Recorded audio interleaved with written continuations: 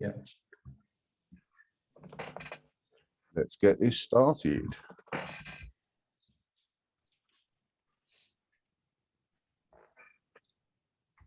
Good stuff. So we have some people arriving now. I can see Breed, Elizabeth, Julia, Tafika arriving. Another Elizabeth. Elizabeth's going to be a popular name today. Good morning, everyone, as you join us. Here they all come in. Wonderful stuff, wonderful stuff. We can't see you, we can't hear you because we're using a webinar platform, but here I am waving. Feel free to wave back. So thank you as you join us. Good to see people still coming on into the room. We'll just give it a minute or two because if your MHFA course was anything to go by, not everybody gets here bang on the dot. So we'll just give it till 11:03 and we'll get started. Thank you, Elizabeth. Elizabeth's the first to suss out that you can say hello in chat. And Fabiola's got a hand up. Hey, Kemi, hey. Hi, Rob. Yeah, get that chat going. Why not? Good stuff, good stuff. You see what a lovely chatty group these people are, Mr. Harley. So good, good. Everyone's coming on in. For those of you that remember him, we've got Rob in the room as well. Rob's sitting alongside you guys in the audience today. Pressure off him. Hey, Julia. Hey, Vilma. See your hands up. Good to see you. If you've not ever been on a Zoom webinar before, as you look around, you'll notice things are a little bit different.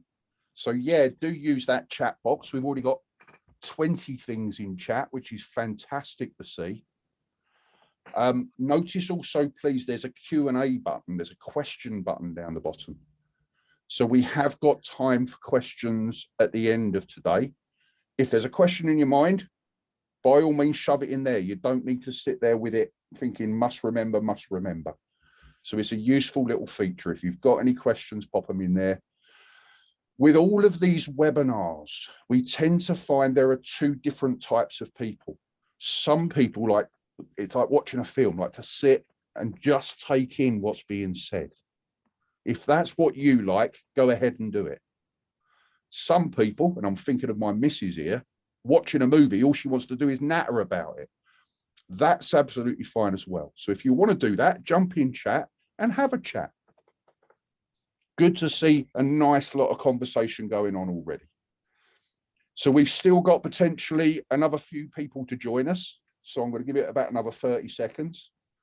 Thank you all ever so much for finding the time to be here today. And happy World Mental Health Day for yesterday. We figured it wouldn't be a good idea to run this on a Sunday. That might have been just asking you to go a step too far. So you'll see that we have 3 panelists here today. Myself, and I'm going to do most of the talking, would you believe? Thomas, the chief exec of Get Set UK, plus a familiar face who's going to join us in a little while. So our attendance is well over half of those who we were expecting. So I suggest, Thomas, I think we'll get underway. Let me just bring up the schedule for this little session, and then I'll hand over to Thomas. So welcome all to this one-off event to celebrate World Mental Health Day and to invest some time in your own professional development, you mental health first aiders. What are we going to do? Thomas is going to say hi in a moment. I'm going to do some reflections on the year we've just had. We're going to revisit the stress container, and I'm going to ask you to take your stress container to a whole new level. Then we will have our guest speaker. When our guest speaker is done, I want to show you the forum we're launching today as a way for you all to manage your professional development and stay in touch with each other. Then we've got these 3 awards to give out. When we've given those out, any questions that are waiting in the Q&A, any questions anyone wants to come off of mute and ask, we'll deal with them. So without further ado, I'm going to hand over to Thomas. Yeah, good morning, everyone.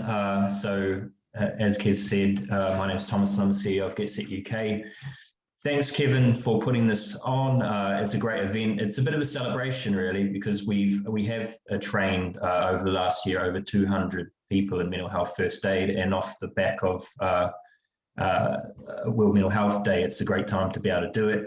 And we're a bit unique, really, because I'm not aware of any funding through adult learning and any other local authority, I could be wrong, that has actually funded mental health first aid. So we need to congratulate the Lambeth Council on choosing to put funding towards such an important thing. And when we looked at doing this last year, we weren't sure whether something like this could be funded, and Lambeth Council were very keen to dedicate some budget towards this. So thanks, Lambeth Council. We decided to do it off the back of the pandemic. We could see how much, I mean, it's been a stressful time for everyone over the last 18 months, but it's been particularly stressful for people that are predisposed to mental health disorders or have experienced mental health disorders before. And so what we felt was we wanted to create a community or a little army of a positive army of people in the community that could support as this problem becomes more and more prevalent in the community. So we feel like we've done that with 200 people, and we hope to train over this year close to, I think, 200 people more, so that you can continue to support your communities, whether that's in work or in local charities or voluntary sector bodies. So yeah, I think that it's still very, very much an issue that needs to take centre stage. I just saw a report that came out from St John's Ambulance that said that 40% of people are considering leaving their employment because of mental health issues or disorders, and 25% of people are feeling that their well-being has been affected by their place of work. So it's very much still centre stage, and what we're doing by training a lot of mental health first aiders, we're helping provide some type of positive response to that. So today is about congratulations to you all for going through that. You are really helping your community by doing so, and also, as Kev said, getting a little bit of extra professional development so that you feel a little bit more skilled to still continue the good work. All right, thank you, guys. Lovely, thank you. Thank you very much, Thomas. Yeah, just to echo what Thomas has said, I work all around the country. I've never known a council fund this course. And as I said to most of you when you first started the training, if you ring MHFA England and say, I want to do this course, it's £300 to do this course. So real big kudos to them for investing in this. Good stuff. Okay, so let's get stuck into the agenda. I want to spend a few minutes just thinking about the year we've had, because this training could have been funded at any time in our lifetime. But what a huge time to do this course. You've all done this course during a period in history that will be talked about in centuries to come. And I just want to spend a few minutes thinking about that and thinking about its impact it is already having and what you might be able to do as mental health first aiders to help our society. So 567 days since lockdown was commenced, 23rd of March 2020, 567 days. And over the weekend, I was doing some maths on this. It's actually my birthday a week today. And I know I don't look it, but I'm going to reach the ripe old age of 55. I'm going to be old enough to draw down 25% of my pension. How old do I feel?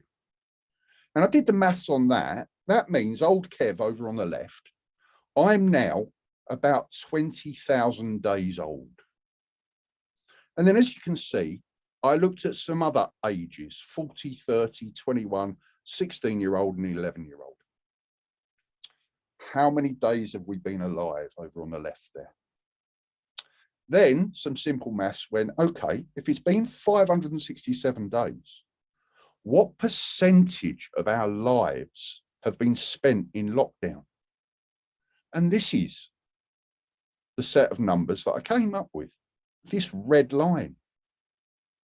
And if you take that red line and read the percentages on the right, what you can see is that this old boy, 55 next Monday, actually nearly 3% of my life has been spent in lockdown. Nearly 3% of my entire life. And as you can see, obviously, the less time someone's been on this planet, the larger a percentage of their life has been spent in lockdown. And I want to pay particular attention to those two numbers on the right-hand side. A 16-year-old has spent 10% of their life in lockdown. 10% of their entire life. And then an 11-year-old, because the stat I've got for you with an 11-year-old is that 1 in 7 days of their life have been in lockdown. So statistically, for every week that young person's been alive, they spent 1 of those days of that week in lockdown. So just the length of time brings impact. My favorite phrase throughout all of lockdown was created by this British author called Damien Barr. We're all in the same storm, but we're not all in the same boat. And I think all the things us mental health first aiders need to get our head around in current times is that we're all in a different set of situations. Yes, you all know about frame of reference, and you know everybody's got their own unique frame of reference. But beyond frame of reference, everyone's situation is unique. Therefore, different people have had a number of different challenges during these 567 days. Last year, we delivered a lot of webinars that we called the Dickens Perspective. And we called it that because of A Christmas Carol. The potential mental health challenges of COVID and lockdown come from the past, the present, and the future. And just to name check what I think are the key challenges that different people might face due to their past, their present, their future.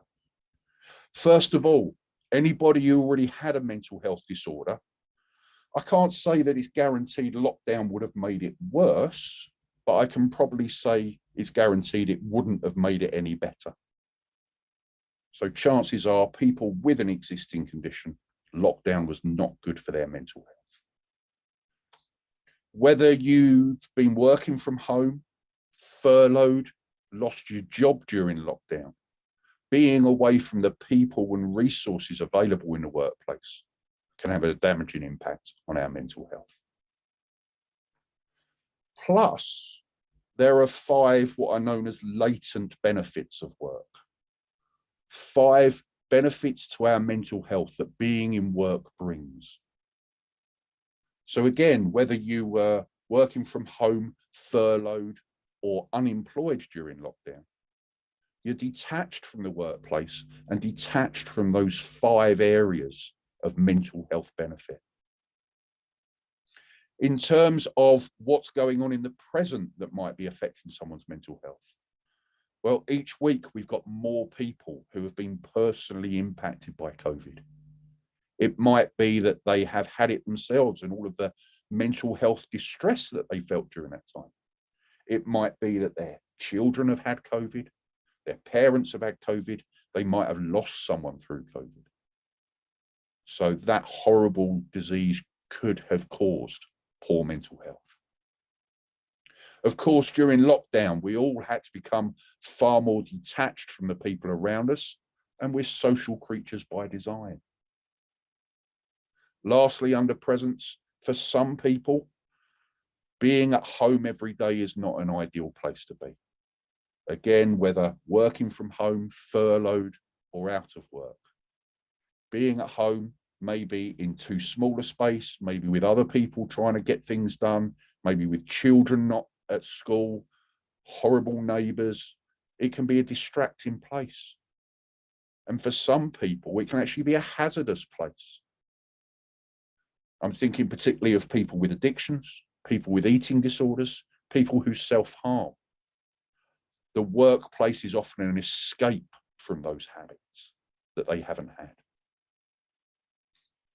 And then thinking of the future, what challenges are there to our mental health? People are worried about, what if I do get the virus? I don't know about you, but when I go out now, I'm seeing a lot more people acting very flippantly. It's been a year and a half and I haven't got it, so I'm not going to get it now.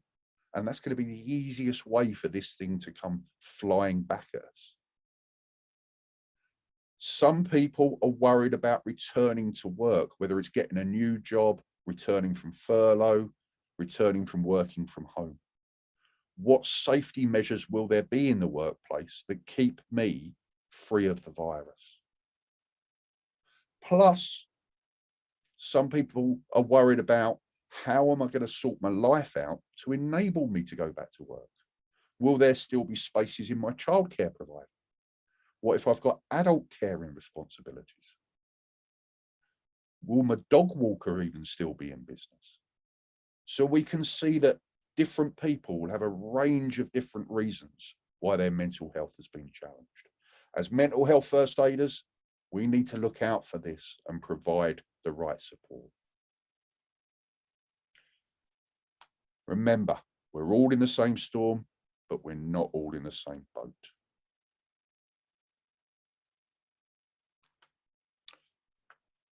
Why have I put a donkey on the screen? This image represents a model called Buridan's ass. And Buridan's ass is a model used to describe what ambivalence is. So the whole idea of Buridan's ass is you've got this hungry donkey standing in the field, or sitting in the field with his arms crossed.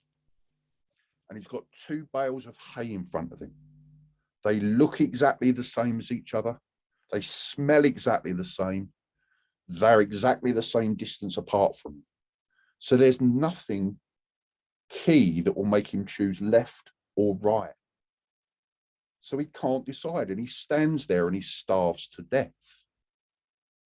This whole point about ambivalence, and you can see the labels I've put on this one.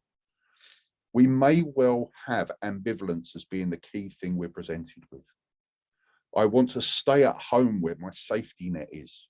I haven't caught the virus, therefore home is the place I want to stay. But I also want this sense of normality to return. I want to be seeing people again. I want to be working again. I want to be socializing, enjoying myself again. And people are getting trapped between those two without a single factor strong enough to have them choose. In terms of what specific issues we're likely to see, 4 groupings for you. First of all, let's think about mood. Some people will present with an understandable low mood. Thanks to everything that's been going on with COVID and lockdown, their life might suck somewhat at the moment. But we're not going to label it a mental health disorder because we're confident that as their life improves, so will their mood. But just because it's only a natural low mood doesn't mean that they don't need help. Some people, bottom bullet point there, will present with depression. And yeah, we want to apply algae. We want to encourage them to get the appropriate help. But there's also that middle group that I want you to really think about. People with subclinical mood issues, i.e. they've got some of the symptoms of depression. It is an abnormal low mood, but they haven't got enough symptoms to actually get a diagnosis. And of course, if I can't get a diagnosis, I can't access treatment. So let's make sure we're particularly looking out for people who are struggling but don't meet the criteria. I think anxiety is a very interesting subject for where we are at the moment. Some people's general levels of anxiety have taken a right battering with everything. Now, Will we have Quality Street at Christmas? I mean, my God, what is society? So let's keep an eye out for people who are struggling with anxiety as a general subject. Yes, I mentioned earlier, some people are getting very anxious about COVID and the chances of them catching it, their children, etc. The other two are specific anxiety disorders that we don't really cover on mental health first aid. We're only allowed to cover what's in the manual. But I think they're both worth a real big name check. Separation anxiety disorder. Although it's mostly found in children, anyone can develop it. And as its name suggests, this person gets extremely anxious at the thought of breaking away from their current support. So often that's a parent to a child, but it can be separating myself from my safe home environment. Secondly, social anxiety, which is also known as social phobia. And I'm expecting us to see a lot of this in the next year or two. At its heart, what social anxiety is an irrational fear that I'm going to embarrass myself in front of other people. I'm expecting to see quite a lot of people who feel really reluctant to re-engage with social circles. Let's please keep an eye out for that and apply algae. The third category, let's watch people's coping strategies. Some people, having lived at home for so long, will have developed certain habits that aren't necessarily healthy. It might be that they're eating the wrong kind of diet. It might be that their sleep hygiene is right up the wall. Let's encourage people to get those habits back to a healthy state. Some people might have developed unhealthy coping strategies, not getting enough exercise, eating the wrong stuff, having a drink every night. Let's make sure we're looking for this and encouraging people to replace them with more positive coping strategies. And then third on the list there, some people have developed some destructive coping strategies. Addictions, substance misuse, eating disorders, self-harm, I'd all bracket under there. Where people haven't had the workplace to turn to and they've been surviving in their own four walls, there's a greatened chance that these behaviours might be happening as a way of coping. Last category for you on this, just thinking about children for a moment. Go back to my pretty little chart I showed you. An 11-year-old has spent 1 in 7 days of their life in lockdown. Children have had a reduced amount of social development in the last year and a half. Please ensure that children are doing everything they can to catch up on those lost months. It's a key time in an adolescent's life. Similarly, learning skills, working memory, if they've not been fully engaged in school, if we can set tasks, fun tasks that get them using those skills and brushing off the cobwebs. And that last bullet point there, yes, I've put it under the children category, but potentially anyone. Being locked up for a year and a half, people turn to online habits, whether that's gaming, shopping, talking, and that can be a really hard thing for people to break away from. Please be on the alert for these things, because our goal is to take that donkey and help him to become a happy little donkey. The two things I want you to focus on doing with the people around you. Come back to my phrase again. So make sure, please, in the people you support in life, first of all, understand what their boat looks like. Understand how life is for them and the situations they're facing. Secondly, apply algae, provide the right information to enable them to get safely to shore. So that's just some thoughts on where we are at the moment. There was quite a bit of talking by me. So what we're going to do now, we're just going to have a 5-minute breather. In 5 minutes time, I'm going to grab you again and we're going to talk stress container. Then our mystery guest will do their session. So stay logged on, just be aware, nothing's going to happen on your screen for the next 5 minutes. 5 minutes time, I'll kick off with stress container. I'll see you in 5. record button again. Just so you're all aware, we are recording this webinar. Now, obviously, you're not displayed on screen, so that your anonymity is preserved. Hopefully, you're all back in the room. We've had the first question, which I'll deal with now. We've had the question, can we still enter the competition, the 3 awards? Sadly, the answer is no. The nominations all went through huge scrutiny with a high-class scoring panel, and it's all been decided. But who knows what event we might run in the future. Okay, let's crack on then. I'm going to switch the subject now. I want to talk stress containers. Now, I know from the 21 courses we've delivered for Lambeth Council that the stress container is a very popular part of the training. My issue with the stress container is that I have to use the slides. Yes, we're all winners. Well said, Gillian. I have to use the slides provided to me by MHFA England. And I've got a couple of issues with them. So I couldn't resist using this as an opportunity to introduce you to our version of this, which takes it to a new level. The first thing to say about the stress container is we didn't used to call it a container, and anyone who did this course up to a year and a half, 2 years ago wouldn't know what you're talking about. It's got a far better name. Let's give it its old name. We always used to call it the stress bucket. And isn't that a better visual to keep in your mind? Let's just remind ourselves what the stress bucket is all about. We've all got our own threshold of how much stress we can handle. You might have a really small bucket, only a little amount of stress is needed for that bucket to fill. You might have a massive bucket that can take loads of stress.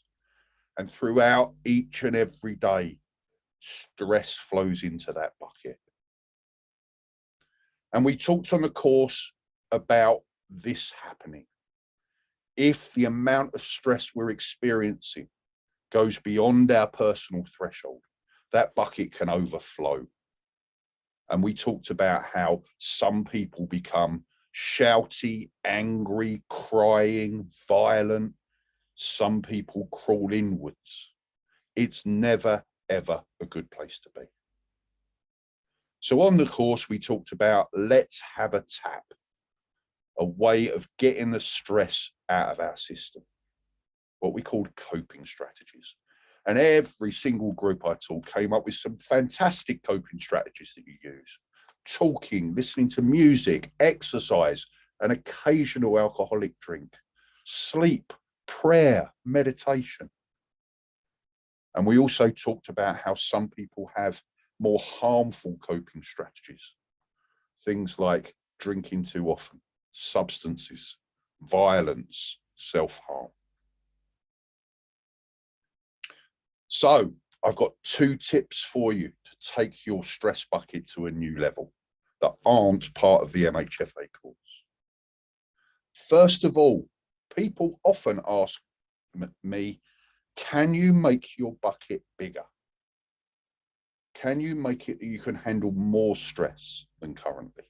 And I'm not sure we'll ever prove that robustly one way or another. What I can say is there's 3 things you can do to make your stress bucket as big as it can be. And here's those 3 tips. First of all, get enough sleep. Think about times when you've missed sleep, how you're rattier the next day. You're not as tolerant towards other people because your bucket shrunk. And just to be clear, the professional advice is that as an adult, we should have between 7.5 and 9 hours of sleep every night. I bet if we were all on camera and asked you to put your hand up if you do, far less than 50% of you currently get that. Maximize your bucket by sleeping enough. Secondly, make sure we're eating the right things, preferably not glazed donuts. You've all heard that saying, breakfast is the most important meal of the day. Well, that's particularly true when we think of the mind and the nutrients it needs to function at its best. Again, think of when you've undereaten or maybe eaten a load of horrid stuff. You tend to be shorter with people. Your tolerance levels reduce. Your bucket shrunk. Last tip for you is around staying well. When we're ill, our buckets shrink. Again, think back to a time when this has been you. So what I want you to do is live a life that promotes good wellness, but also if you do think there's something up with your health, do something about it early, please. So there's my 3 tips for maximizing the size of your bucket. Bottom line is sleep well, eat well, be well, please. My second tip for you, and this is the biggie for me. The stress bucket's a really good metaphor. My big issue with it is it talks about getting the stress out of your system, in which case you've had to experience the stress in the first place. So I think there's a stage that comes before that, which is about stopping yourself getting stressed in the first place. So advanced tip 2 is all about how can we put a lid on our bucket? How can we look to stop stress getting in or start choosing what stress we let in? And I've got 3 tips for you on how we might be able to do that. Ask yourself what stress you're letting in. This thing called proportioning and shifting your perspective. And I'm just going to speak briefly on each of these 3 things. First one, what stress am I letting in? Think about times in life when you stress about something that you've got absolutely no control over. Let's say you've pulled up at traffic lights, there's roadworks, and you didn't know they were there. And you're going to be late for that meeting and you start getting all wound up. All of that stress is useless stress. Turn around and go another way, or accept you're going to get through it when the time is right. And the really powerful little prose that we like to use here, I'm sure many of you have heard of it before, is what's known as the serenity prayer. Grant me the serenity to accept what I can't change, the courage to change what I can, and most crucially, the wisdom to know the difference between the 2 of them. Just a short bit of prose, but there's so much wisdom in that statement. Say again, how often we find ourselves stressing about something we can't do anything about, but also maybe shying away from changing the things that we can. So please always keep that in your head. Amazon and eBay are great sources for that on a nice little plaque to go on your wall. Only stress about what it's worth stressing about. My mother-in-law has got a phrase, don't worry, worry until worry worries you. Second tip I gave you, proportioning. Now, when we talk stress, 2 things are really important. The stress that we generate and the thing that we're generating stress about. Proportioning is about using a scale like this. This is a simple 10-point scale. And asking yourself, first of all, this stressor in my life, this thing that I'm getting wound up about, how much does it matter? On a scale of 1 to 10, where 1, it doesn't matter. 10, it really matters. So my stressor, I'm going to move over there, 2 out of 10. Then use that same scale to think about how much stress you're generating. 1, I'm not stressing about it. 10, it's dominating my life. And decide where your stress goes.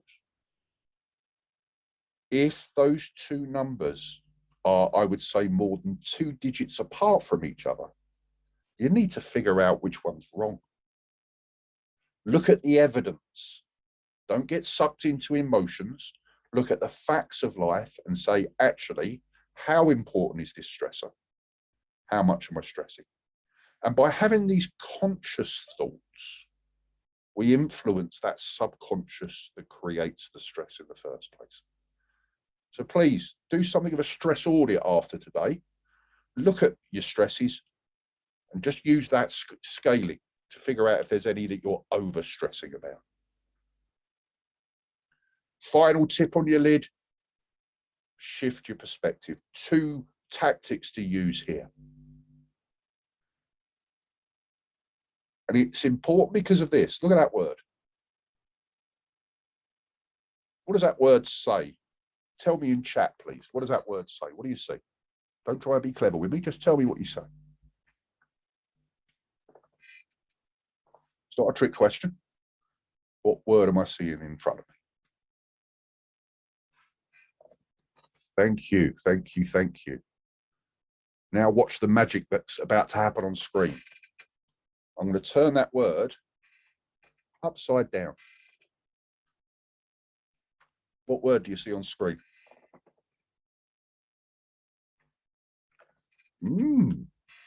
Exactly the same word, isn't it? Owns versus sumo. Whole point is, depending on what angle we're looking at life through, we can see very different things. Owns versus sumo. So our perspective matters. And when we get sucked into our own stress, we tend to only adopt that perspective. 2 tips for you. Number 1, stand outside of life and say, okay, as a dispassionate stranger, as an objective thinker, what does this look like? Second one is the one I use on myself. If I'm stressing about something, I always ask myself, if this was a mate of mine, what advice would I give them? And that can just help us look at things from a different perspective. We can often find solutions that way. So I've given you a lid to go with your tap. Now you could say, Kev, which is the better tactic? Well, they're very different tactics for this reason. If you put the lid on your bucket, you're being proactive. You're stopping yourself getting stressed in the first place, which has got to be the better one. But stress does get in our bucket. And if it's good stress, we might even want it in our bucket. So we also need a reactive way of letting that stress out. So I want you to make sure, please, that you pay attention to both. There endeth my stress bucket rant. So hopefully you're all switched on still. We're 45 minutes in, we're at the halfway stage. Remember, if you've got any questions, you've got the Q&A section down the bottom. If you do want to chat, it looks like you're doing a pretty damn good job of it. Chat away. But the time's come now for me to hand over to our guest speaker, a familiar face. What have I got to tell you about our guest speaker? Well, there aren't many faces that I can say every one of you on this training will be familiar with. And I'm really, really pleased to say that this one you'll all recognise. Session 3 of the course, you looked at 3 subjects: anxiety, eating disorders, and self-harm. And every single course I deliver, people get really interested in one person's story. Not only do they get interested, they're always interested to know what's happening in that person's life now. So it gives me huge pleasure to say, all the way from Shrewsbury, we have Satvir, who you'll remember, you watched the video on her talking about her history of self-harm. So I'm going to very happily hand over to Satvir now and let her have a chat with you about how life is now. Satvir, over to you.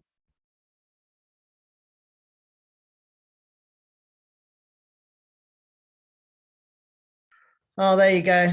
Classic issue there, Zoom problems. Massive apologies if any of you were waiting for some superstar. It is just me. Hi to everybody. Thank you so much to Kev for inviting me to deliver this short session. As he said, often, you know, I've heard it many a time from different MHFA instructors that my video, when I do a plenary, it tends to create a lot of conversation because I'm talking about quite a difficult topic, quite a taboo topic.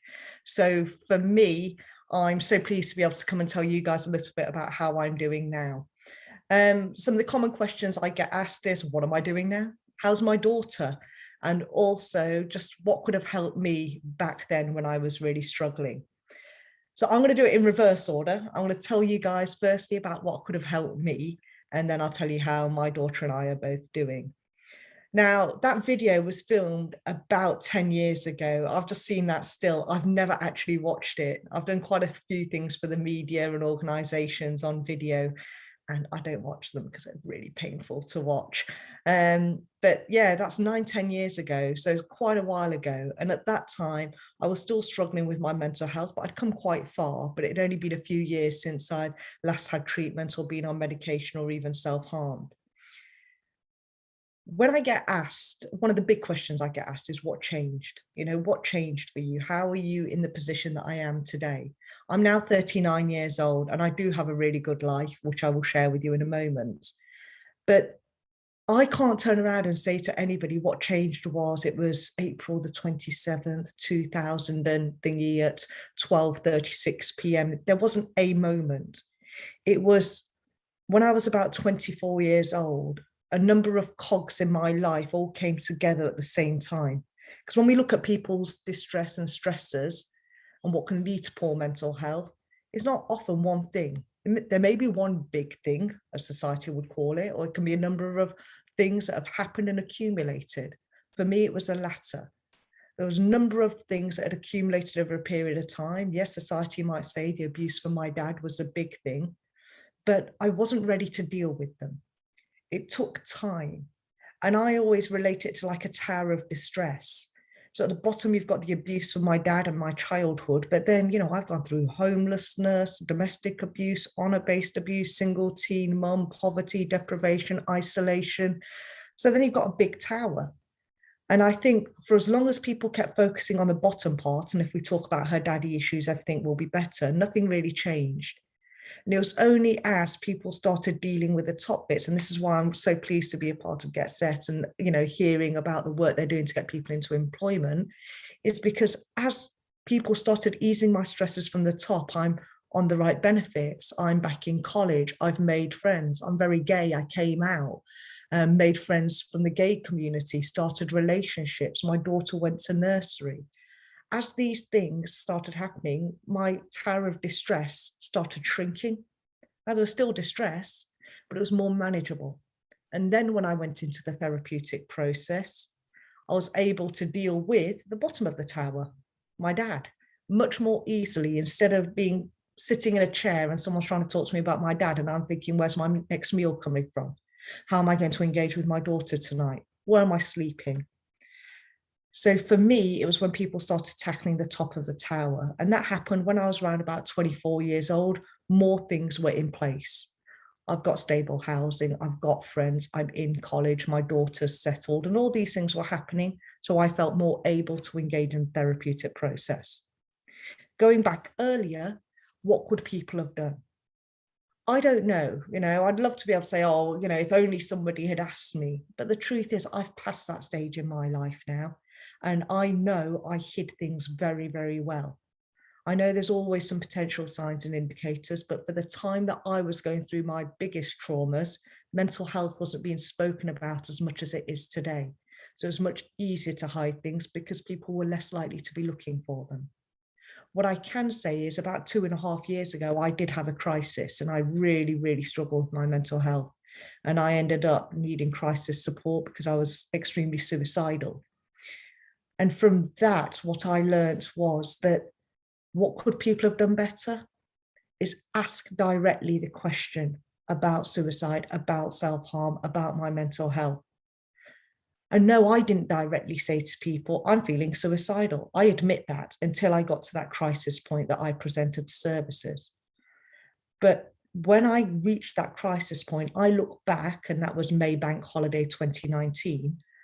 I'd been feeling quite unwell and low since January. And I'd been doing things like messaging people, i.e. my siblings, saying things like, I feel really shit. I feel really low. You got any time for a chat? Or more often than not, it was, hi, you busy? And they'd say something like, oh, is it an emergency? I don't consider myself an emergency. I've got low self-confidence, low self-worth, low self-esteem at this point. So I just say no.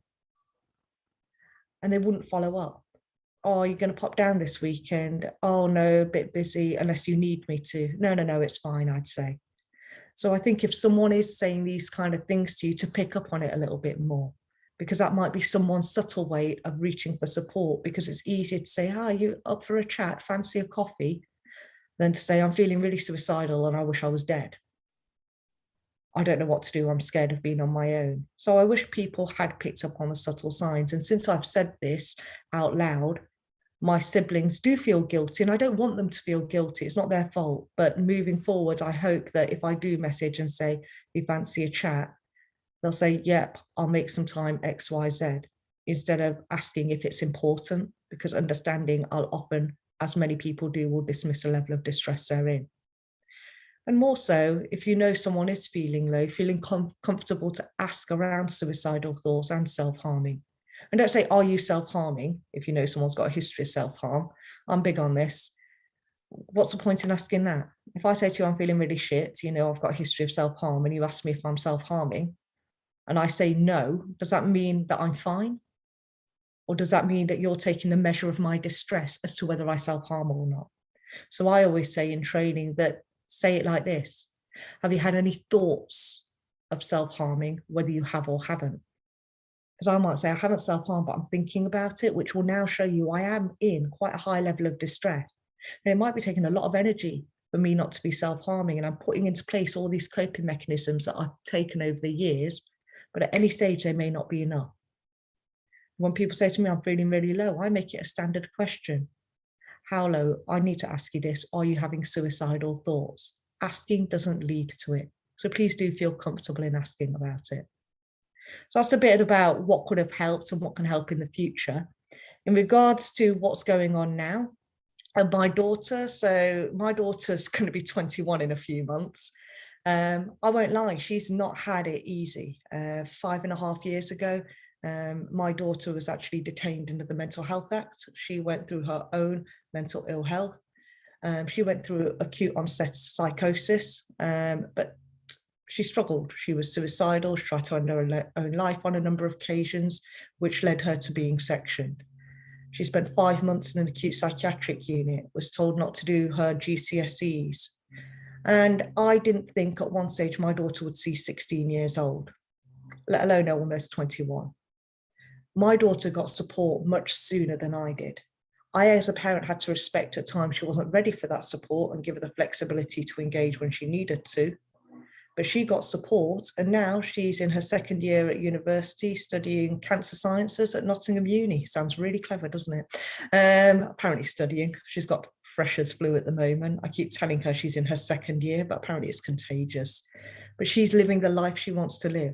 She could still get ill again, but as a parent, what I've done is give her the tools and resources as to where to seek support if and when she needs it. Whether you're a parent, carer, friend, colleague, employer, that's what we're there to do, give people tools and resources and options. My daughter's really well at the moment, touch wood, and she's living her best life.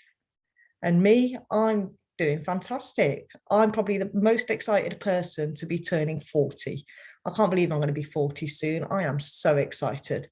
I'm 40 next year, and for me, I see it as a marker of potentially the first decade of my life where my distresses in life will be what I consider the average person's distresses. And that's what I want. I know that sounds ridiculous. I just want the normal, as society would call them, ups and downs. I want this to be the first decade where I'm not worried about housing, about money, any more so than the average person, about relationships. Because now, for the last 10 years, I've been delivering self-harm awareness training. I've got my own business doing that. And I'd consider it quite successful. I'm finally going international with my work. I'm going to Switzerland in a few weeks to deliver training, not just in schools. I was in Cinter Group dealership the other day, dealing to car salespeople. Mental health in the workplace is huge. And me, what I bring to it is talking about a taboo topic such as self-harm, because I need people to know it's not just a teenage issue. On top of that, I've got a secure home. I've just bought my first home just under a year ago, and it's absolutely stunning. I was saying to Kevin earlier, I can't believe I live here. It's huge, and and it's beautiful, and more importantly, it's mine. I've got engaged. I've got a wonderful fiance. We're getting married in 2 years. And we're really happy, and more importantly, I'm happy. My life is stable and secure. So for me, I want to share with people that just because you're going through stress now or distress now or poor mental health, it doesn't mean things can't improve. But what we have to respect is the person has to be ready to engage with support. And there were periods in my life where I wasn't. But when I was, it was paramount that services were accessible to me. And if they're not accessible, it doesn't mean those around you can't support you. I'm not sure what else Kevin would like me to share or say, but Kev? Satvir, thank you ever so much. And unfortunately, it's webinar format, so even if they are applauding wildly right now, you won't hear them. No, I don't want applause. It creeps me out. What I would say to everybody is a couple of things. First of all, we're very honoured to have Satvir here. She's a very popular person on the speaker circuit. And as she says, she's made an amazing success of attention seekers, her business. So thanks a million for being here, Satvir. She also said to me very early after I invited her, happy to deal with any questions. So if you've got any questions for Satvir, keep them in your mind or stick them down in the Q&A bit down the bottom. I've got a couple of bits more to show you, some awards to hand out. Then we're going to go to Q&A. And Satvir is one of those wonderful people where there probably isn't a question you can ask her that she'll be offended by. So this is an opportunity to ask any question, even if it's in your mind saying, oh, I don't know if I should ask this. We don't say who asked questions. So you can ask a question. Satvir can choose whether to answer it or not. But the one way to guarantee any question you've got doesn't get answered is by not asking it. Thank you, Satvir. We'll come back to you for questions in about 15, 20 minutes time. I can see lots of thanks coming through for you in chat. Great stuff. Okay, with our guest speaker finally there. Oh, also to say, follow her on Twitter. Her Twitter handle _Satvir Najjar, and you can see the spelling of her name now. She's no longer called Familiar Face. So do follow Satvir on Twitter, please. Okay, 2 more elements for you before we end this session. First up, it's been a year in the making, and that's largely my fault because I've let other things get in the way. As of today, we launch the Get Set UK Mental Health First Aider Forum. Here we go. So it's nothing spectacular, but what's most important is this thing now exists. You can see a web address down the bottom. Don't worry that it's shooting off. It will be back again in a moment. This is a forum we've created just for you guys. So it is only available to people who have done the MHFA through Get Set. It is free to register, free to use. It uses standard forum software. If you're an IT geek, it uses PHP BB as its programming language. It is there for you to use. So if you want to sign up for it, it's open to registrations as of now. Now, big point to make here, you can't just register and use it. I have to authorize you. So if I get a request through, the first thing I'm doing is checking the email address against my list of everyone who's been on this course. So if you've got multiple email addresses, I suggest you use the one that Get Set has got for you. It's not compulsory to join, but the whole idea of it is we'll post news articles on there. Any updates from MHFA England will go on there. We've got a little video corner on there. There's not a lot of content yet because it's just launching. But for instance, if you want to watch the Brené Brown empathy video again, it's there. If you want to watch a really good video about someone talking about her history of eating disorders, it's on there. There's even a video with me in it on there. I intend to post some blog articles on there. So have a look through those. And if you want to write a blog article around the subject of mental health, feel free to submit to me. Plus, there are resources available from MHFA England, but other resources that we think are really worth knowing about. Things like wellness action plans, you can get there. Now, I've had a question in Q&A asking for the email signature logo. I'm going to post it on the forum. So the person who asked that question, you're going to have to join the forum to get it. Do have a look. It's also an opportunity if you want to stay connected with anyone else you did the training with, if you want to get in touch with anyone you did the training with, if they're on there, you can connect with them. But we are being very strict about rules regarding contact details. Yes, when you set your username, it can be your name if you're happy for it to be so. But we must not have things like email addresses, telephone numbers put on that forum. We want to protect your privacy. So you will see there are a couple of rules, and those rules will grow over time. Do look to get connected with people you did the training with. I'll be on there. I'm the administrator of the forum. Come on over and join me. I'll also post up in the video section. I'll post the video of this webinar so you can watch it back if you like. Okay, so that just leaves the awards. The idea of these awards is we wanted to find out who has taken this MHFA training and done something with it. So we did two things here. First of all, you know, when we sent you out the email about this, we asked you if you'd like to nominate yourself, but we know that people are really shy. So in addition to that, if you're on a Get Set program, we also said to the advisors, is there anyone you'd like to nominate? So we have 3 awards to give out now. Each one of our awards winners today will receive a £50 Amazon voucher. No strings attached, spend it on as you will. And Thomas has generously donated that £150 from the Get Set Bank Vault. So without further ado, let's find out who our 3 award winners are and why. First up, award number 1. Oh, I pressed the wrong button. Award number 1. Let me tell you a bit about this person. He's used the stress bucket model on himself and others and really taken that philosophy on board quite overtly. And this, being a man, is someone who didn't really talk about how he was feeling previously, but he's taken the whole philosophy of the course and really made himself speak out, which is a big step to take. Plus, his advisor was very impressed with how he's now really looking to psychoeducation, to use mental health related books for his own development. So congratulations to our first award winner, Mike Crumstets. Again, Mike, I'd love you to get a round of applause, but you wouldn't hear him anyway. So Mike, congratulations. Congratulations, Mike. Well done. Heartily deserved. Really turning around how you look at your own mental health.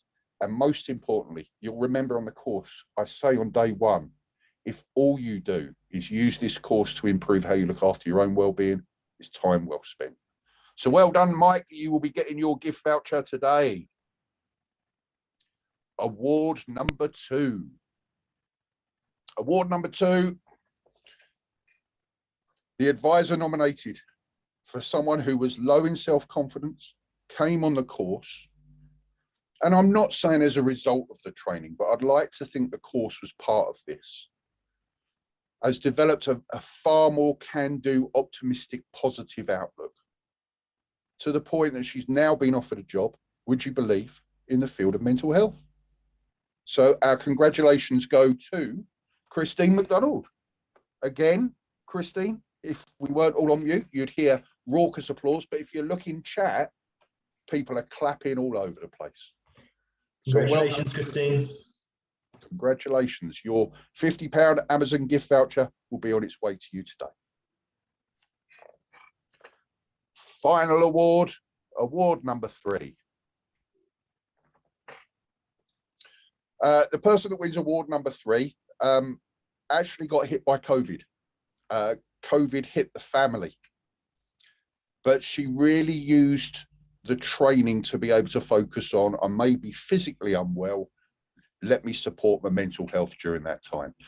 Created, and I love this, a support wall of resources for use in an emergency, keeping it visible to know, keep focused on my mental health and help is there if I need it. Not only that, but her family have been through some very troubling times lately. And she used the whole stress container, stress bucket model to not only help herself, but her family within that as well. So award number 3 goes to Gillian Blackwood. Congratulations, Gillian. Congratulations, Gillian. Can you hear all that applause? You can see it in chat, even if you can't hear it out loud. So well done, Gillian. Your Amazon gift voucher will be on its way to you today. So well done, the 3 award winners. The one thing I say on that is let's make absolute sure that we've got the right email address to send it to. So what I'd ask the 3 award winners to do is make sure you've got chat open and you see down the bottom your opportunity to type a message in. Above that, it says to everyone. Change that to me and just send me your email address, please. And we'll make sure that that's where your gift voucher gets sent. So all 3 of you, please send your preferred email address to me. Well done. I say it at the end of most courses, but I'll say it again. I think a lot of training you go on, afterwards you go back to normality and that training becomes just a happy memory. There are a few courses that when you finish it, you go, right, I'm going to do stuff differently now. And this very much is one of those courses.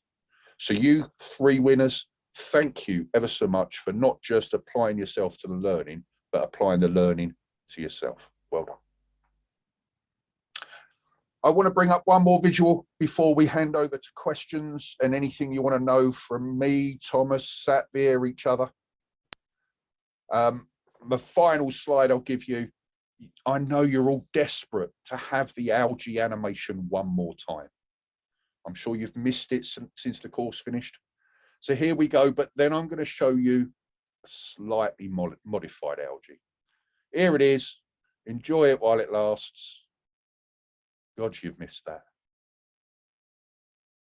Please notice I've kept the opening words the same, but this is all about applying algae to yourself. So please make sure you're approaching your well-being daily.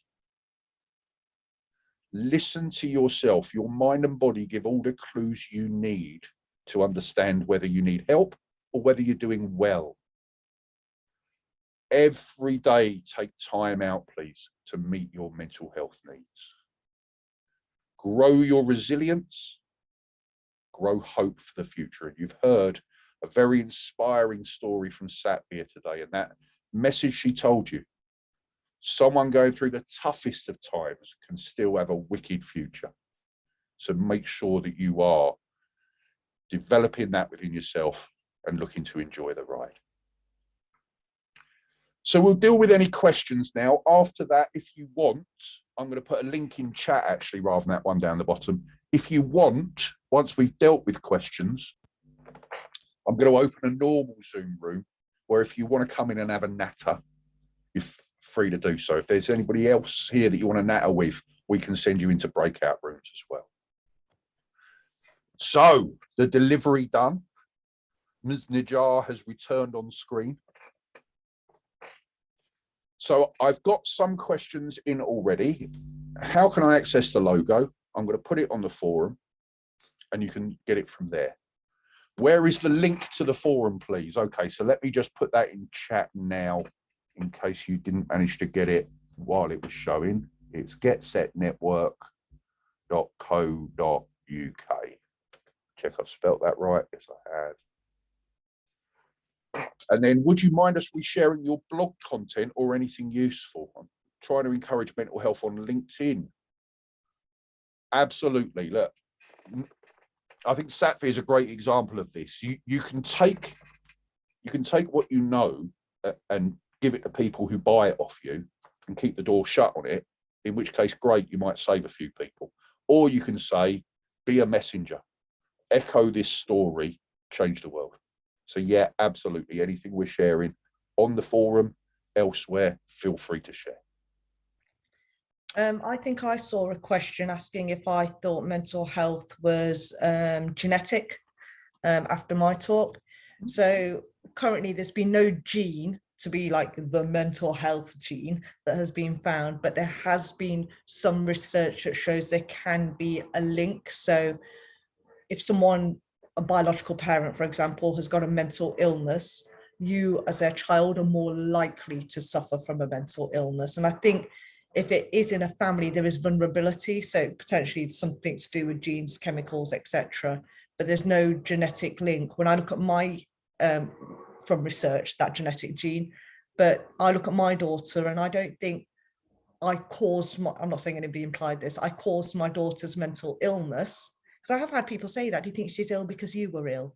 I think it's more so, my mental illness is very clear. I was abused. I've gone through a shit life. That's what led me to struggle with my mental health.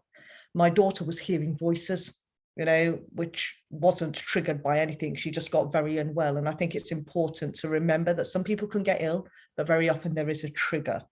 But some people are more vulnerable to it. Just like someone might be more vulnerable to breast cancer or a heart attack, etc. And that can be a combination of lifestyle and genetics. So I think that's how I would answer that question. But it's not all doom and gloom, you know. I'm not surprised that question came up, Satveer, because having never watched your own video, let me tell you, one of the things that almost always comes out of it is the nature versus nurture conversation. Okay. And because one of the very first things that we hear you say in that video is about you growing up with your mum trying to kill herself, etc. Yep. It always opens up that conversation of, was Satveer given the defective gene, or did she grow up in a terrible household and mental ill health was almost inevitable? I think, yeah, I think it's, you know, I didn't know I said that, but yeah, you know, I have grown up with a mother threatening to jump off Trent Bridge all my life, but then I've grown up in abuse that was leading my mother to have them thoughts. So maybe having that, hearing that, growing up constantly made it more so an option for me when I was going through that distress, because I've seen someone saying that's how they're going to manage their distress. But again, I don't know, because to my knowledge, nobody in my family had self-harmed. Yet, you know, I was self-harming. So it's really difficult. And in today's society, you know, with social media, I hear it all the time. Young people, they're self-harming because of TikTok. You know, young people self-harming way before TikTok, and adult self-harm too. You know, and older adults over the age of 65 are 3 times more likely to die by suicide within a year of self-harm. And that's higher than any other age group. And I think it's important to remember there are many factors that can lead someone either becoming suicidal or self-harming. But to my knowledge, the common one is distress, where you get the idea from. Sometimes you don't even know. It can be on a subconscious level. And something that's come up a couple of times in groups, so I doubt most of the learners have heard this before. On a similar vein, I grew up in a little sleepy village in Kent. We had one black kid at school. His name was Stephen Walcott. And I'm hopeless with names, yet nearly 55-year-old me will always remember Steve Walcott's name. And because I never really had exposure to any non-white people, yeah, colour of skin is irrelevant to me. It's about the same relevance as your shoe size. Yeah, I went to an MHFA instructor networking event a couple of years ago, and I had a fellow instructor explaining that his dad was racist because he grew up in a sleepy village where there were no coloured people. And there is that whole thing, we cover it when we look at CBT. 2 people can go through an identical situation, yet come out of it with very different attitudes towards it. Yeah, and I don't think, you know, obviously, you know, this year's Mental Health Awareness Day is all about equality for all. I look at my journey, and sometimes, not saying this is what you're implying at all, I've grown up in a white part of Nottingham, very middle class, very few Asians, white school. You can spot me a mile off on the school photo. There's like 5 non-white faces in there. But and I always say this in training, my journey, my issues aren't down to me being British, Asian, Indian, Sikh, a child of immigrants, or a woman. But all them things that I've just ticked off there were barriers to me seeking support. They didn't create my issues. For someone, it can be an issue, their race, their religion, their culture is the trigger for them. But often it is a barrier to accessing support because of the inequalities we have. But on top of that, I've grown up in a culture where you don't talk about things. It's dishonoring your family. It's bringing shame, which are very cultural things. So I think, when you're coming across someone from a different group to you, whichever box that is, sexuality, gender identity, race, religion, culture, immigration status, etc., it's about not going, that's why they've got their issues, but asking them if at all them issues are impacting them. And I think, that's important to be mindful of. Yep, absolutely. Okay, we've got a couple of questions. Quick one that I can answer. How do you become an MHFA trainer? So MHFA England deliver a 7-day instructor program. They're currently not taking applicants unless it's to deliver within your own organisation, because there's about 4,000 instructors now. But do be aware, anyone can apply when they take applications. It costs just under £3,000 to do. So MHFA England website, down the bottom, you'll see a link to become an instructor. Satvir, you have a question in chat. Okay. How was your experience with your daughter, this being a stressful event? How did you support yourself? And how would you advise someone to support themselves when they don't know much about mental health in general? So when my daughter was poorly, is that what that question's about? So how did I support myself when my daughter was poorly? Yeah, how did you support yourself? And how would you advise someone who is supporting someone else? Yeah. And they don't know much about mental health in general. So how did I support myself? I'm all about honesty, me. I really didn't. I just focused on, I need to help her, sort her out. And I won't deny it because it was my child. My work went out my head, fix her. And I would take her to all her appointments, go and visit her in hospital, run around doing all these things. My daughter went through an exclusion at school for the wrong reasons, fight in that case. Then she's in a PRU referral, everything like that. I'm just focused on doing that and then going to work, doing that and going to work. And I really didn't look after myself, hence why I had the big crash 3 years later. But now I'm much better. And one of the best things I did, especially as my daughter started getting better, was make sure I had people I could talk to. And it was only a couple of people, and one wasn't even my other half, because I struggled to do that, because I was worried that they might see her less than what she was, because we'd only got into the relationship and think badly of her. But I had a couple of friends, one in particular, Debbie, who I could go to and she wouldn't ask questions. She was my safe space. And knowing there was somewhere safe I could go. And if I wanted to say things like, I hate her, i.e. my child, which is an awful thing to say about your daughter or anybody, is not nice. But sometimes I needed just to get this anger and frustration out, because when it's someone you care about, often them emotions are there. So having somewhere safe to say them kind of things. If you're supporting someone, one of the biggest things that I learned was it's giving them space. You might be ready to provide all the support in the world, but they may not be ready to engage with it, which can become very frustrating. And that's where me and my daughter clash. I'm finding money. I wasn't financially stable at that point to throw into a therapist because a CAMS waiting list is too long, and I'm dragging her to therapy and she's going, but she's not engaging. I'm shouting at her to go to appointments, taking her, crying in my car, like banging on the window. I mean, it was bad, running away from appointments. I'm getting angry at her and would shout at her. And I know I'm not painting myself in a good picture, but I am just being honest. I wanted to make it better. I now know. And for as long as I was doing that, we clashed and we got nowhere. Both of our health deteriorated. But then I stepped back and I realized that this isn't working. So instead, I asked her what she wanted. And at that moment, it was things like, don't keep telling me to tidy my room, I've got enough on. And I know that sounds pathetic, but that was one less thing off her stress tower. And stop asking me if I'm okay 70,000 times a day. Just ask me once, and do little things. I'll tell you when I'm ready for therapy. What she wanted was me to give her the options. So I think how to support someone, be honest with them, tell them, I'm worried about you. I'm here if and when you need me. Is there anything I can do to make it better or help you feel better? And that might be something like having a coffee, but that doesn't mean you have to talk about what's going on. You can just have a coffee, because what you're doing is to you nothing, but to the person, they're not on their own. They're not being ignored. They're not invisible. And they know you're there, and it can take time to build up that conversation, which I may never have with you. But at least I know you're there and you're my safe space, and that's giving me purpose. Does that kind of answer it? Can I share something? I want to share a picture of me and my kid, because I think, is that all right, Kev? Yeah, you go for it. Yeah, see, I just think that people need to see that things are all right. So the one in the blue coat is the fiance. The one in the grey coat is my kid, Zaina. And the one in the red coat is my sister, who thinks she's my kid. So even though she's 30, she thinks she's our child. So just to show you, and this picture is not lying like many pictures do. This is genuine happiness. And, we are, really good.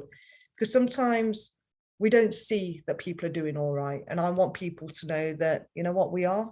But I might get ill again tomorrow, but it's okay, because over time, I know where to go for support if and when I'm ready. Yeah, I think two big things from that. Number one, Satvir saying that having a friend who isn't there to ask questions, but just to shut up and let you rant is a really nice point. And of course, on the course, we talk about non-judgmental listening, but we're also saying ask. Sometimes the greatest support you can give is to not ask. And the second big point to make on that is, did you see the size of Satvir's kitchen? She has a massive kitchen. She showed it to me before you guys turned up. He has to see it. My garden. I do feel very fortunate. I've gone from homelessness and all sorts to a house that I do have imposter syndrome in, but hopefully I will also, just to point out, without the other half, I'd probably just own the garage.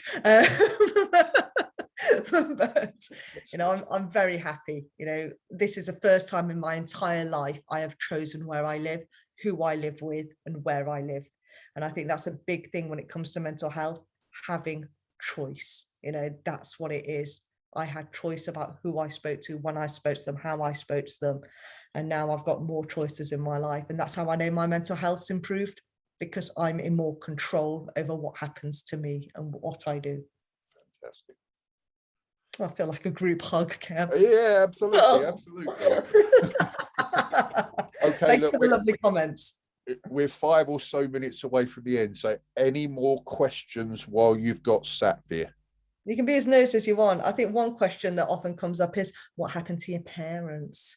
Parents are divorced. I think I mentioned that in the video, because they would have been divorced then. They've been divorced for about 20, how old's my kid?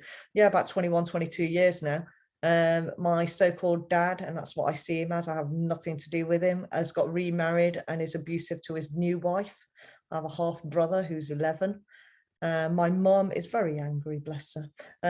She's from the generation that wouldn't have therapy or anything like that. So she struggles. Our relationship is like a roller coaster, but I've learned to ride it. And I think that's what therapy taught me. Instead of trying to make it a smooth ride, that's what I thought it was, or a log flume, it's now got its ups and downs, and I just stay on the ride, because I've lowered my expectations of what I expect from her.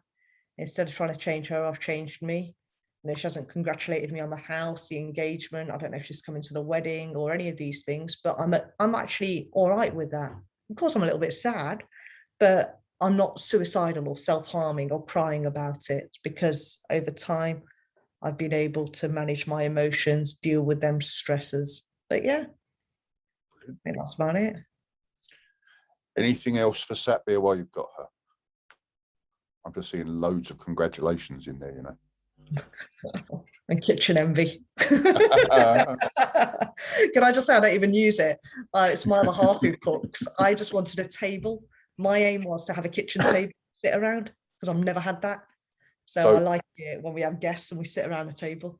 So number one, she does all the cooking. Number two, she pays for the vast majority of the house. No, we pay equal. You only pay for the garage. I do, but no, we do pay equal.